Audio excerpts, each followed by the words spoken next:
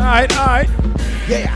Independent radio for independent listeners. We are Ugly Radio. Oh, the ugliness continues. Yeah. The unstoppable Joe Ugly, the dean of the independent, God's other son, your sterilized bastard, your superhero without a mask. Save oh, us. Lord. Save us. Oh, and all that good stuff. All that good stuff. Word. All right, let me just give Jason Bartlett a heads up. We can see you. The whole world can actually see you, although you can't see us. We can see you there with that blue sweater and all that. We can see you waving. We can see everything. So just to let you know, whatever you're doing, don't go picking your nose, man, because the world can see you. Word. We live on Twitch. We live on Twitch. You don't want that. You don't want that to be part of somebody else's campaign. This guy picks his nose, not the right legislation. I don't know. First of all, unmute your mic so you can hear us, so we can hear you. Good morning, sir. You got it set up? Yeah. Are we up? You got on. Are we up? Are we up? Oh, we're up. I can hear him a little bit. I can't hear him at all. Jason, is your mic up? Join audio. Click the join You audio. got to click the join audio. The little button down there. Okay, There you I go. got it. There you go. Woo! Woohoo! Woo. Get this man up to 21st century, man. Tim, Jason, it's a lot of practice, let me tell you. Shout out to Jason Bartlett. Jason Bartlett is running for the state senate in the 10th senatorial district. Am I correct? Yes, sir. Which covers West Haven and New Haven. Yeah. Or should I say New Haven and West Haven? West Haven. My bad. Getting a little loose with the hips, loose with the lips. Oh, Lord. Just to give you a little background, Jason became the go-to man on education reform. His first bill was to change the age to withdraw from school from 16 to 17 years old. That was one of his first bills when he served in the state legislation, the Connecticut state legislature, as a state legislator. If I could speak this morning, I could barely hear myself. I don't know why. Can you guys hear me? Yes. Okay. I hear you. I hear you. Okay. So anyway, as a state legislator, that was his first bill. And when was this, by the way, Jason? When were you a state legislator? From 2007 to 2011. Okay. Out of Danbury. He was out of Danbury, Connecticut. He was the state legislator down there. And why was it so important for you to change the withdraw from school age? First of all, withdraw from school is when someone could just walk in at a certain age and say, I'm out. Why was it so important for you to change it from 16 to 17? And why not 18, by the way? Well, actually, the original bill was 218. Uh-huh. I had to compromise it, so part of getting the bill done, we dropped it to 17. But the original bill was 18. Uh-huh. It was important to me because at the time it was like 55%, 60% graduation rates across the state, especially in the urban areas. Mm-hmm. I was running around the track one day with this young man who was friends with one of my friends, and he told me that his guidance counselor basically counseled him out of school. Whoa. And he regretted that and what the impact was. And so I started researching, and there was only like 2 states in the United States that had it higher than 16, and there was only like 2 states that were at 17. So I wanted to make Connecticut like a 3rd state or 4th state. Mm-hmm. And so I put that bill forward. And actually, I think it demonstrates my commitment and my resolve when I really believe in something. Mm-hmm. It was not the chair of education at the time, Senator Gaffey, did not support the bill. Mm-hmm. They said it cost too much money to actually to make that change, because for that 1 year of keeping all those kids in school, I don't know, it was like millions of dollars that they calculated or what have you. So if I can interrupt here, wait a minute. If I could clearly understand this, you had the state, he was Senate Pro Temp at the time? Oh no, he was the head of education. He's the head of education committee. Am I correct? Correct. Okay, he was head of the education committee that you were on, and this individual said it was more costly to keep kids in school, so it's best to let them just drop out. Well, he didn't say it out loud like that. But He didn't what have to, but this happens was is his implication. Every bill gets a fiscal note, and the fiscal note that they gave on my bill cost millions, a couple million, or what have you. So every But school where was it system- costing a couple millions? I want to make sure that the listeners understand this. We're not talking like Democrats, like pilots. Democrats have a problem. We're always talking like pilots, 30,000 feet in the air. Land this plane. Let the basic every listener year, understand what it is. I So understand every it. child, Go ahead. so every child is like 15,000, let's say, to educate in the city of New Haven. Okay. So when they push kids out of school, Uh-huh. like they would do a count in October, Okay. like October 5th. And then they say, okay, there's 100 kids in this school. They send that number to the state, and the state gives them the money for 100 kids for that particular school. Mhm. So if after October 5th, if you were to kick kids out, say October 20th, Mhm. and 20 kids disappeared, then you just pocketed money. You're keeping the money for the rest of the year for those 20 Kids that you pushed out. Right. Okay. So if you do that in the following year, you basically, your cost, if those kids were to stay Mhm. into the next year, then it costs the state money, right? So they calculate this statewide, and they figured out what that would cost, and then they attach that number to my bill and says that's what it would cost. Okay, listener, and that's to the listeners, because you just landed a very important plane. Because people just hear those numbers that it's going to cost X, Y, Z. People don't know underground how it affects their kids. This is one of the problems that we have. Legislators have a problem explaining in detail how it's going to affect you, the individual. So, Jason, you spearheaded the movement to move it from 16 to 17, despite how much money these people were going to pocket. You took on their pocketbooks, in other words. Not only did I do that, I had to. I want to talk specifically on this They one would bill. not raise my bill in committee, Uh-huh. and I actually had to petition the bill to the House floor, Okay. which meant that they didn't raise the bill. There was no vote on the bill in committee. So I went and I got 78 legislators to say that it was worth the bill being a vote on that bill, and that's how I actually got that bill done. I had to go around my chair and get 78 other legislators, which were Democrats and Republicans, to circumvent the House chair and the Senate chair of education and get it to the floor of the House. And that's how I got that bill done. A doer. This is this man right here, Jason Bartlett. I've worked with Jason in the past, and one of the areas that I've worked with him in is the youth program when you were the director of the youth services here in the city of New Haven. As your resume on your website say, you originally came to New Haven as a campaign manager for the former Mayor Tony Harp, who became the first woman governor in the 375-year history of the city of New Haven. First black woman, by the way, was here. And you're accredited with having created this Youth Step program, which is a program that does wraparound. It's a wraparound program. And when I say wraparound, meaning you come from all the different need angles, all the angles of need for students or for youth, period, not just from students, for youth. And that's how you and I came to know each other of doing that. Give us a little background on the program, or how, a little more detail on what you did with that program and the success of that program, if any.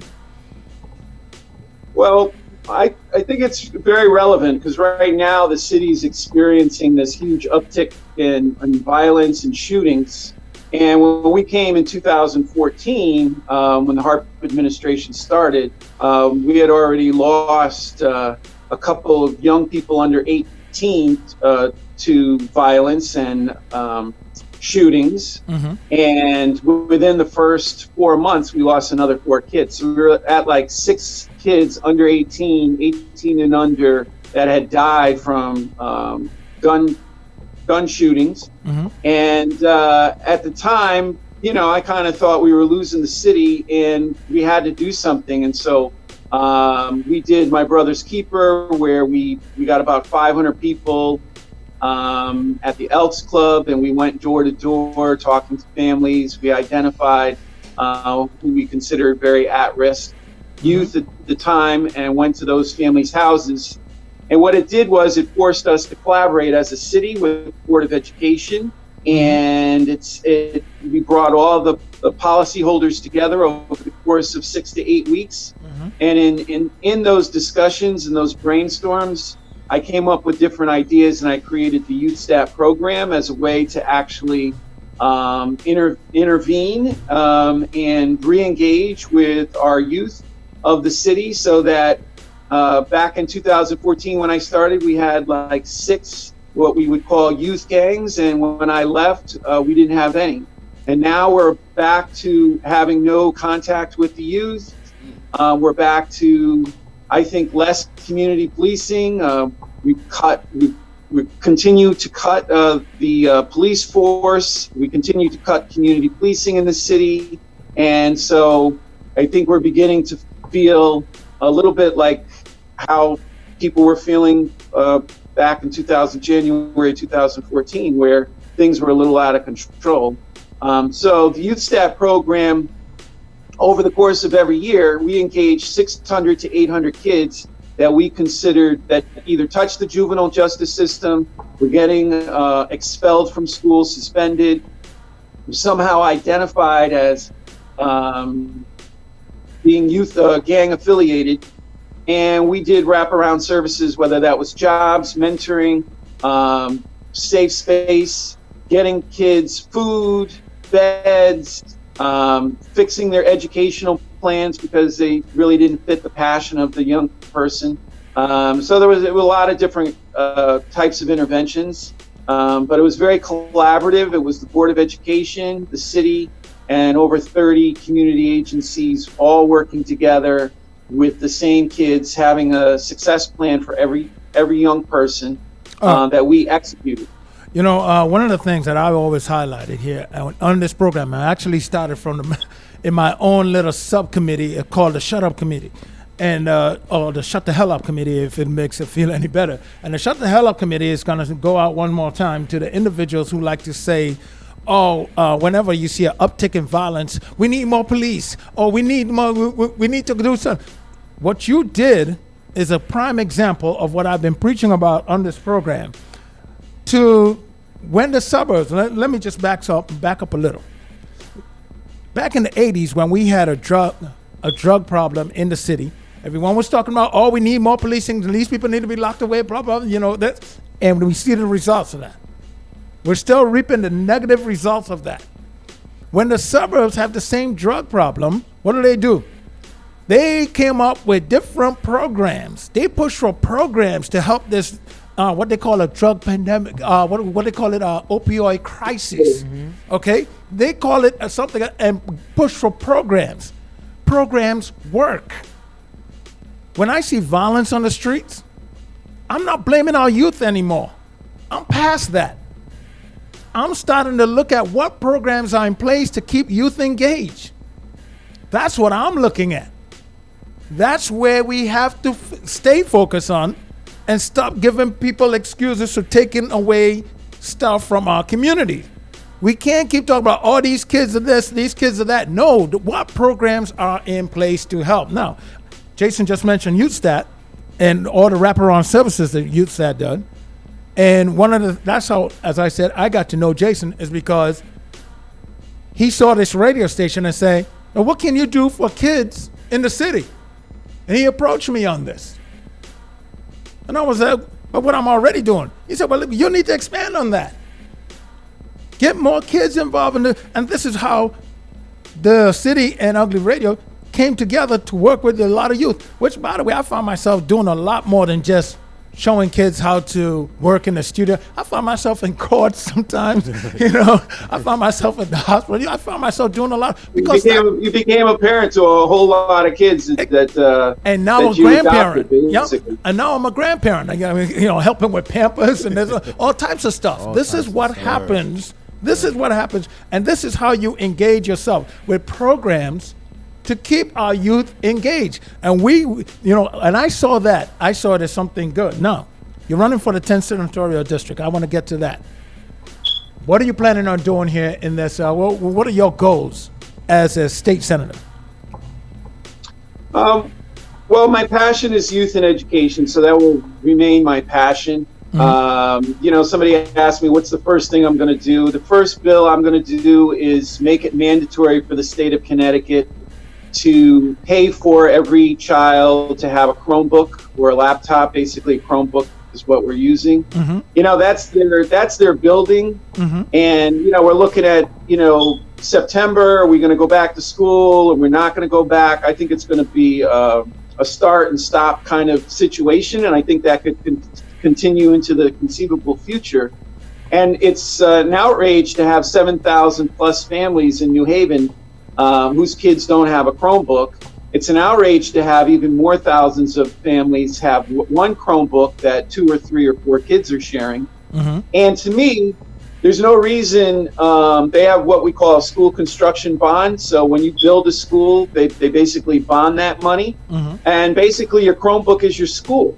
And so we should do what many states in the Midwest have already done. And we should be financing that as the state of Connecticut and guaranteeing it to every child. And especially in our urban areas and in our turnaround schools.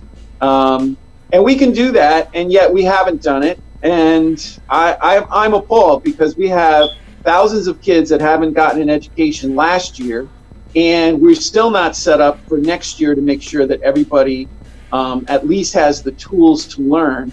And to me, we should not be going begging to a Dalio Foundation or begging Yale or begging some other company to donate Chromebooks and supplies for our kids. We as the state of Connecticut have that obligation, and I expect that the state of Connecticut should stand up and deliver that. So that's the first thing. And then if you go to 2020bartlett.com, I have a whole platform on social justice, reforms, education, if I could just interject, jobs. One of the things that I want to talk about as far as I want to stick with the youth, and now you're diving into social justice. One of the areas that I'm concerned with, police in schools. What's your thoughts on that? The presence of police in schools. So my thoughts are, it depends on the community. So it probably doesn't work in Bridgeport and maybe Stamford, but I think it has worked here in the city of New Haven. In which capacity? The people who call the police the fastest actually are your administrators. Okay. They'll call the police and ask them to come. No, but I'm talking about an actual presence of the police in schools itself. And I'm answering. I think in our experience here, if you have SROs that know our kids, that have been in the schools, that are trained properly, you actually have better outcomes having our SROs. We have had better outcomes actually having our SROs in school. The SRO at Hill House for all the years that I was there helped more kids, was a parent to more kids, stopped these kids from getting arrested.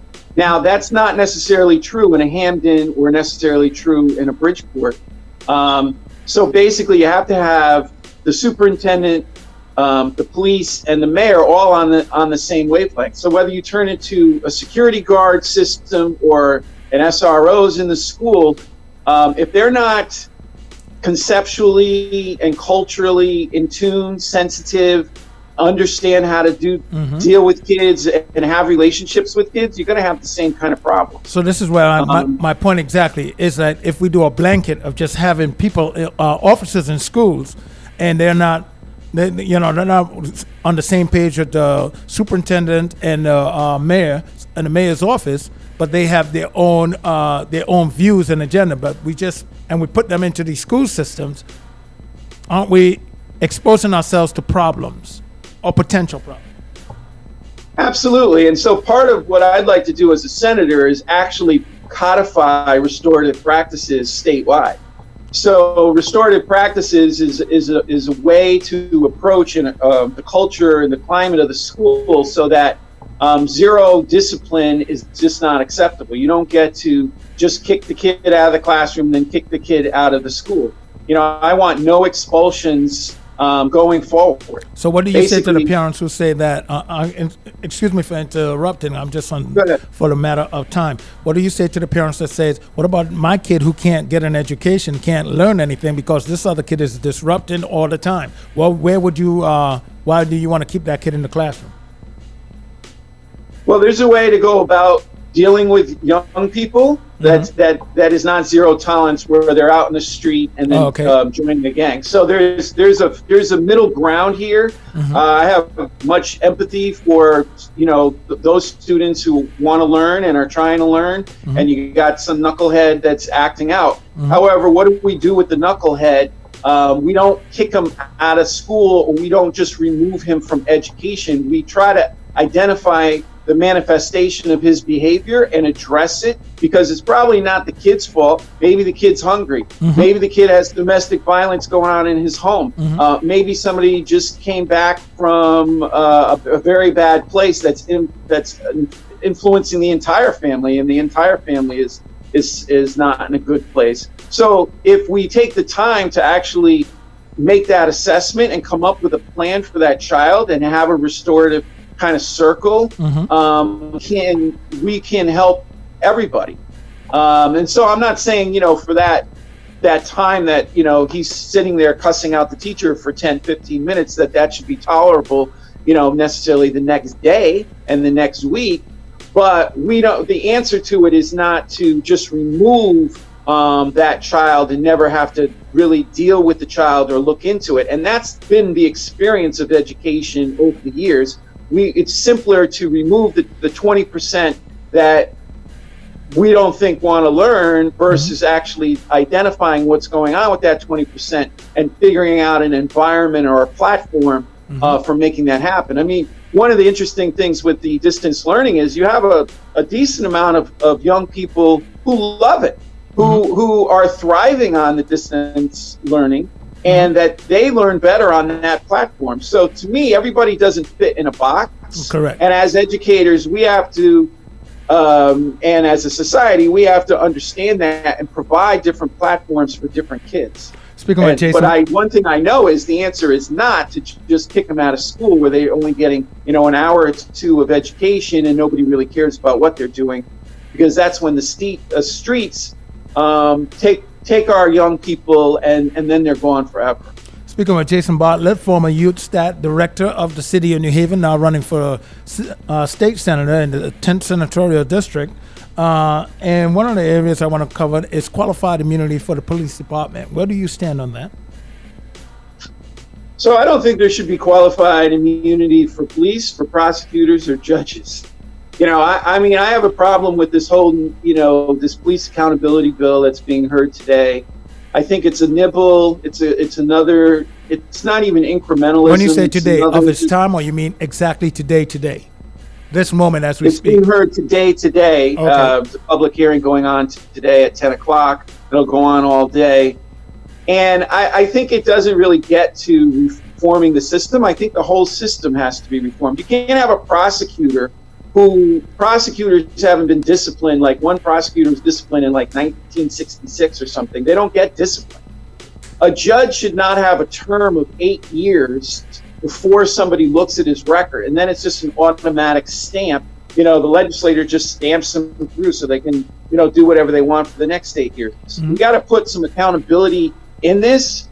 Part of that accountability is not having qualified immunity, both police and the prosecutors and judges. I mean, I just don't. I think this concept that you can't sue, or that there's no accountability for these folks. That's how you breed the good old boys network. That's how prosecutors hide bad behavior from police officers, and judges hide bad behavior from prosecutors, and it just becomes the legal system. It no longer works for the people, but is working for themselves.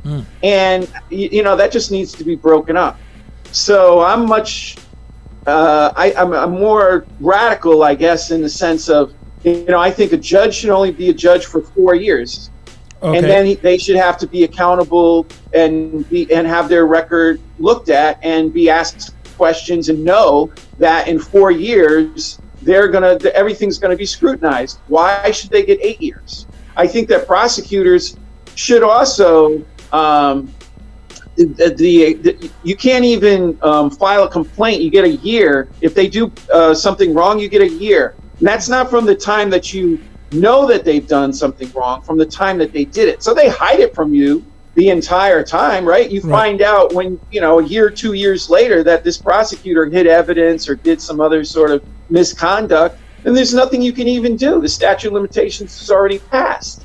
Those are the real kinds of changes that I think that we have to get to if we want to clean up our judicial system and have it be a real system of justice for the people.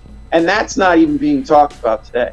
You're absolutely right. Speaking of Jason Bartlett, and that's why we have you here, Jason, so you could talk about this as you run for the state senator for the 10th senatorial district. You're here and you're talking about these issues, and you're bringing these issues to the forefront because, as far as I'm concerned, these issues affect my neighborhood, my community, and may not be my neighborhood, but my community. And I have these big concerns, and business as usual is done. We're in a different time right now. The time for change is right now. It's not tomorrow. It's not next week. It's definitely not next year. The time is now. And when you talk about qualified immunity that's going on for prosecutors, judges, and the police department, but I'm glad to know that you are putting that on the forefront. Putting it on there, and I'm running against the chair of Judish, who most of the community does not really know. And he takes pictures. I mean, I saw him walk the highway, and he was taking pictures, and he's like, "Oh, let's shut."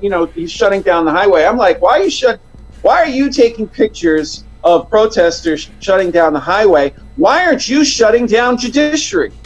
You're the chair. Shut judiciary down until you come up with an agenda, or you get folks to come up with an agenda, and you begin to lead to actually make the change." You can't have it both ways. You can't be like, "Oh, let's shut down the highway," when you're the most powerful person to actually shut it down. Like, you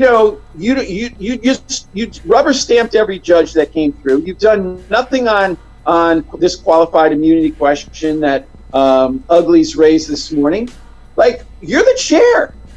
You could say, I'm not going to approve another judge in the state of Connecticut. This is what Bartlett would do, which is, until this and this and this hits the floor, we have a debate on these issues. And, these are the kinds of changes that I want to see in the bill. And we're just not going to continue to play this game. Instead, it's really the same thing. It's really the same game. There's no real change. And this is why I'm running, because, my opponent's been there for 12 years. He's responsible for the condition that we're in. And he hasn't really connected with the community or really looked out for the community or provided for the community. Instead, he takes a lot of pictures. And the interesting thing about a politician who's a photographer who wants to always take pictures is he never has to be accountable. When a kid got shot in Dixwell, I had stood with the mayor and stood in front of an angry crowd and had people demonstrate their hurt and their frustration and their anger. And I absorb that, and I try to take that and do better and hold myself accountable and feel the pressure to deliver some solutions for my community. When this current senator, something happens, you know where he is? In the back of the crowd taking a picture. And you know what that means? He doesn't have to absorb anybody's hurt or anger or frustration. And in fact, he's not even a protester, because he's not the person who's really protesting. Instead, he gets to be the observer. So he's kind of on the outside, like just being the observer, taking the pictures. And he's done that, for his entire time as a senator. And I really object to that, because I think he's all by himself over there taking pictures, and he's neither a protester nor is he a leader. Because real leadership is accepting those emotions and holding yourself accountable, and then delivering to the folks that are saying we need change, and this is why we're hurting. And so I think I bring a little bit more of that down to earth approach. And I think that we can make real change because I've felt the community over the course of the last 6 years. I understand what it takes to, go around a chair of education or what have you to get things done. So I get how to get things done up in Hartford, and I get what needs to happen. And so I hope that people will join this campaign and help make this a successful effort. Speaking with Jason Bartlett, former youth stat head of the city of New Haven, anyone who Googles their name will probably see that last year that your name was tied to some negative story or the other. What do you have to say on that? Well, there was a mayoral election and certain people had to get smeared, and I was one of those people who had to get smeared in order to defeat Toni Harb. I was her campaign manager. People identified me as one of her political people. We had a great relationship, and, they smeared me for a year and a half. Nothing ever came out of anything. I was cleared of everything.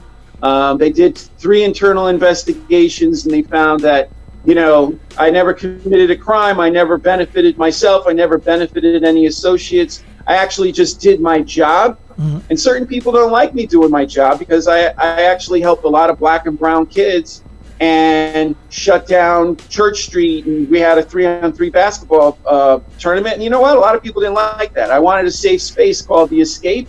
And the same people who were not giving minority contracts to the Q House are the same people who went after me for giving minority contracts at The Escape. It's the same exact crew of folks. The same people smeared me who are not doing contracts with the minority community now. It's the same exact people.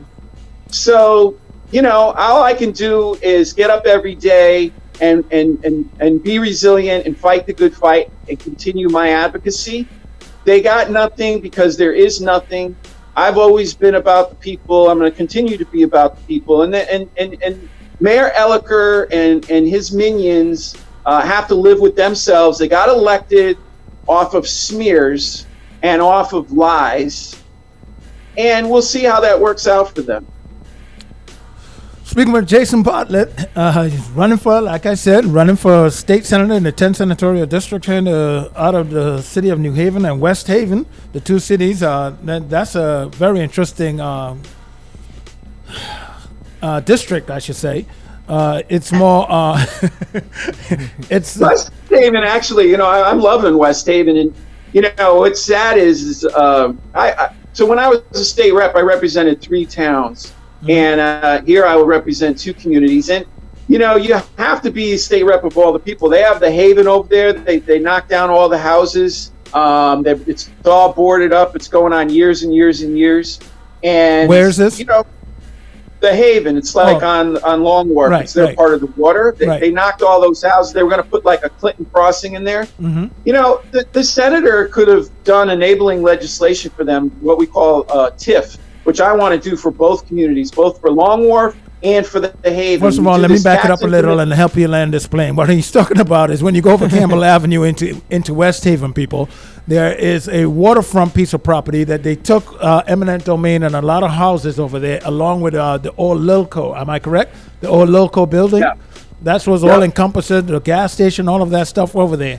And they're going to turn that, or are they still going to turn that into, I saw it recently. I don't think anybody knows. It's just been stalled. And now because of COVID-19, Corona, I don't know if retail, another Clinton crossing makes any sense whatsoever. So if an investor would do that. So they're going to need some help, some economic incentives. And what I want to do is what we call a tax. I want to create an authority between New Haven and West Haven, a regional authority that will have its own bonding capacity to actually do the infrastructure needed along the water and around the water to allow for economic development. So both for Long Wharf, where we can transform our water, create thousands of jobs, and for the Haven over there, we can transform the city.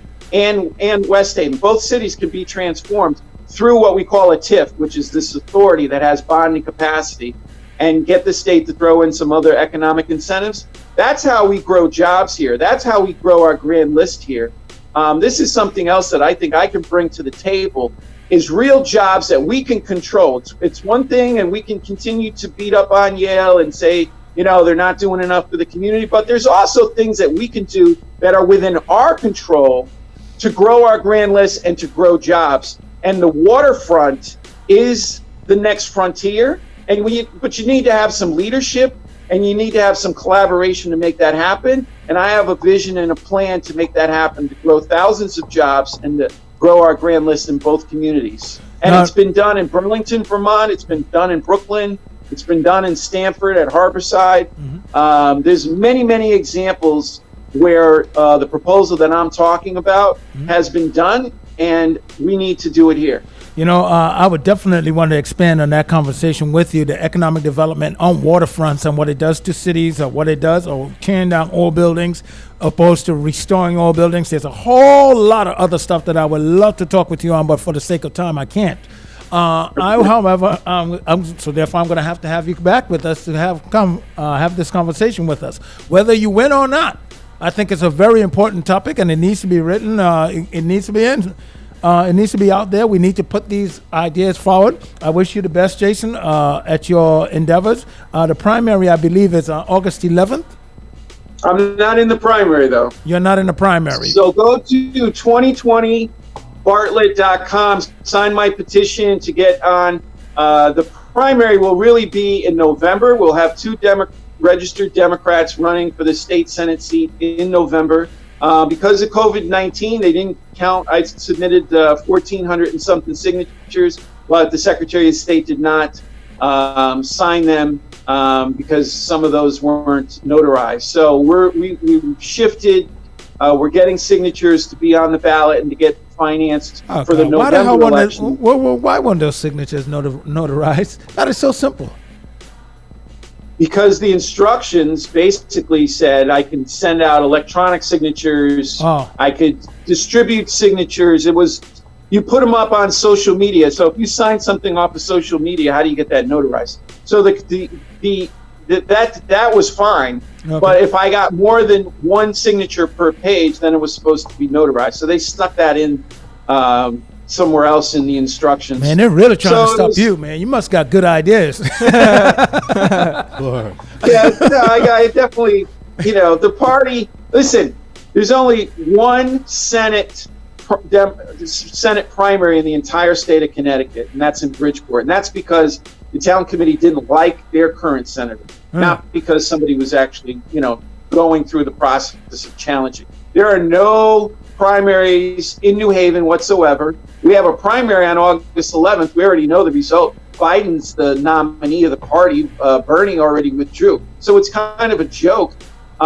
They set up the system so that the incumbents win automatically. Right. And that's what people have to, we either want choice and we want to have a debate on the issues, or we just keep electing these folks, because this is a true sham that there's nobody running. Nobody's running. Okay, I'm going to have to interrupt old long-winded Jason Bartlett over here. He's got a lot that he's got to talk about, so I'm going to have him on. Give him a whole hour next downtown. Jesus, gosh. Man, you're a good guest, man. You even went over time. Anytime I have people going over the clock, it usually means that they have a lot to bring to the table. Yeah. And I thank you very much for coming in this morning. We're going to have you back so you could talk more about this stuff. Jason Bartlett, running for state senator in the 10th senatorial district. I also got to be fair about this. I'm going to open it up to, if your opponent would like to come on, let his campaign manager get a hold of me and see how that goes. It is that simple. I mean, but I do thank you again, Jason, for coming in and sharing this information.